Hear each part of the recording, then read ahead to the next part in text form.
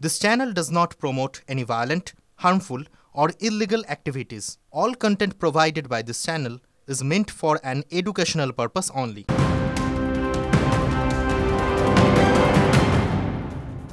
আর ব্রেকের পর যে খবরের নজর রাখবো, আজব দাবিতে স্কুলের সামনে মাধ্যমিক পড়ুয়াদের বিক্ষোভ। পরীক্ষায় টুকলি করতে দিতে হবে এমনই দাবি বিক্ষোভকারী পড়ুয়াদের। শনিবার অঙ্ক পরীক্ষা ছিল, পরীক্ষা শেষ হতেই পড়ুয়াদের দাবি পরীক্ষার হলে টুকলির ব্যবস্থা করতে হবে। কোথায় ঘটল এই ঘটনা জানাবেন আমাদের সঙ্গে মুর্শিদাবাদ থেকে আমাদের প্রতিনিধি কৌশিক রয়েছেন টেলিফোন লাইনে। কৌশিক, দেখো, যে ঘটনাটি ঘটেছে এটি সুটি থানা আহিরনের যে বাঙাবাড়ি হাই স্কুল রয়েছে সেখানে ওটু স্কুলের সামনে তারা বিক্ষোভ দেখায় এবং সেখানে তাদের অভিযোগ যে অন্য স্কুলে তাদের যেখানে অপোজিট দিকে সেন্টার পড়েছে সেখানে সুবিধা পাইয়ে দিচ্ছে এবং এখানে টুকলি করতে দিতে হবে এমনই একটা দাবি তুলেছেন, যেটা এক আজব যুক্তি যে টুকলি করতে দেওয়া যাতে তারা পরীক্ষা দিতে পারে। এবং এই ঘটনাকে কেন্দ্র করে স্কুলের সামনে প্রথমে বিক্ষোভ দেখায়, এরপর কিন্তু তারপরেই কিন্তু নিজেদের মধ্যে একটা বচসা সৃষ্টি হয়। সেখান থেকে ঘটনায় বেশ কয়েকজন আহত হয়, আহতদেরকে জঙ্গিপুর মহকুমা হাসপাতালে চিকিৎসার জন্য নিয়ে যাওয়া হয়। তবে যে আজব একটা দাবি নিয়ে যে হইহট্টগোল তৈরি হয়েছে সেখানে কিন্তু প্রশ্ন উঠছে এবং যে পড়াশোনার যে মান নিয়েও কিন্তু একটা তাদের বিরুদ্ধে প্রশ্ন উঠতে শুরু করেছে। একেবারেই কৌশিক, অনেক ধন্যবাদ তোমায়। আমরা ওটু পাবলিক স্কুলের ছাত্র, আমরা আমাদের মাধ্যমিক ব্যাচ। আমরা যখন মাধ্যমিক দিতে যাই তখন মিল্টন স্যারকে বলেছিলাম এক স্কুলে হলমেজ হচ্ছে, এক স্কুলে হচ্ছে না। সেই জন্য আমরা মিল্টন স্যারের সাথে কথা বলার জন্য যখন সবাই মিলে কথা বলার জন্য বাইরে দাঁড়িয়েছিলাম তখন মিল্টন স্যার বিভিন্ন রকম লোক হায়ার করে ডেকে সবাইকে পুরো মারধর করেছে। গাড়ি থেকে নামা মাত্রই সবাইকে মারতে চালু করে দিয়েছে এবং অনেক ছেলের ঘায়েল হয়ে গেছে, লাঠি যা দিয়ে পেরেছে সবাইকে মারতে শুরু করে দিয়েছে। এবং আমাদের কয়েকটা বন্ধু অনেক অসুস্থ, এখন তাদেরকে আমরা অ্যাডমিট করলাম।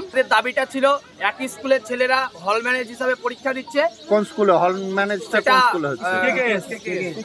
কেকেএস স্কুলে ধুলিয়ান। এবং ভাঙাবাড়ি হাই স্কুলের ছেলেরা কোনোই সুবিধা পাচ্ছে না।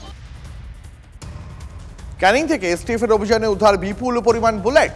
জীবনতলার ঈশ্বরীপুর থেকে গ্রেফতার 4, উদ্ধার 190 রাউন্ড 7mm পিস্তলের গুলি, 9টি 12 বোরের কার্তুজ। গুলির সঙ্গে উদ্ধার দোনলা একটি বন্দুকও। ধৃতদের মধ্যে একজন কলকাতার একটি বন্দুকের দোকানের কর্মী। পাকড়াও করা হচ্ছে জীবনতলার বাসিন্দা হাজি রশিদ মোল্লাকে। ঈশ্বরীপুরের মাছের ভেরি রয়েছে ধৃতের। বেআইনি অস্ত্র মামলায় তাকে আগেও গ্রেপ্তার করা হয়েছে, তার ছেলেকে আগেও গ্রেপ্তার করা হয়েছে। বাকি 3 ধৃত জয়ন্ত দত্ত হুগলির, আব্দুল সেলিম গাজী এবং আশিক ইকবাল হাসনাবাদের বাসিন্দা। উদ্ধার বুলেট সরকারি অর্ডিন্যান্স ফ্যাক্টরিতে তৈরি। কিভাবে সরকারি অস্ত্র কারখানা থেকে গুলি পাচার, কি কারণে ক্যানিংয়ে এত বুলেট নিয়ে যাওয়া হয়েছিল, ধৃতদের জেরা করে জানার চেষ্টা করছেন গোয়েন্দারা।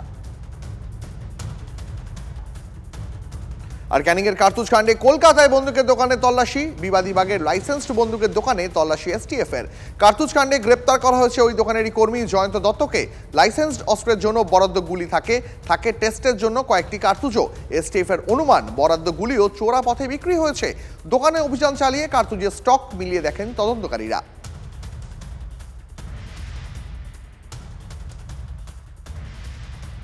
মধ্যরাতে এসটিএফ এর হানা এবং দক্ষিণ 24 পরগনার জীবনতলা থেকে 190 রাউন্ড কার্তুজ উদ্ধার করে এসটিএফ এবং সেখান থেকে বিপুল পরিমাণে কার্তুজ উদ্ধার করার পরে সেখানকার বাড়ির মালিক সহ মোট 4 জনকে গ্রেফতার করা হয় এবং গ্রেফতার করার পরে তাদেরকে আলিপুর আদালতে তোলা হয়। তবে সবচেয়ে উল্লেখযোগ্য ঘটনা যেটা, সেখানে যে কার্তুজ যেখান থেকে উদ্ধার হয়েছে তার মধ্যে বিবাদীবাগের যে একটি দোকান রয়েছে এনসি দাও যে গান মার্কেট রয়েছে, সেখানকার এক কর্মীকে গ্রেফতার করা হয়।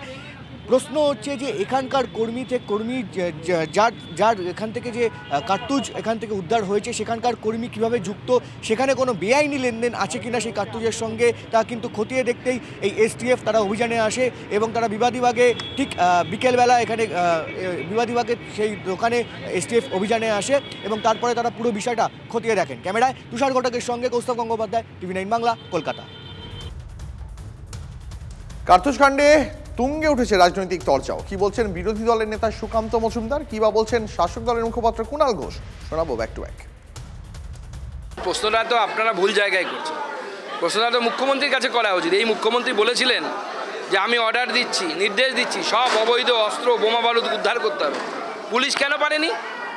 তো মুখ্যমন্ত্রী, হোম মিনিস্টার অর্থাৎ নিজেকেই বলুক যে একজন মুখ্যমন্ত্রী বলার পরেও যদি তার পুলিশ না পারে তাহলে সেই হোম মিনিস্টারে তার নিজের পদে থাকার কোনো যোগ্যতা নেই, সেই পদ ছেড়ে দেওয়া উচিত তার, নচেত পুলিশ তার কথা শুনছে না।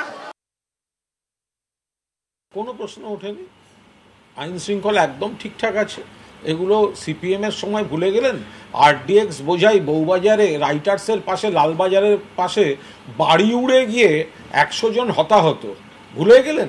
এখানে তো ওখানে পুলিশ আরডিএক্স উদ্ধার করতে পারে না, বাড়ি উড়ে 100 জন হতাহত হয়। আর এখানে পুলিশ খবর পেলে উদ্ধার করে, অস্ত্র উদ্ধার করে, দুষ্কৃতীকে ধরে।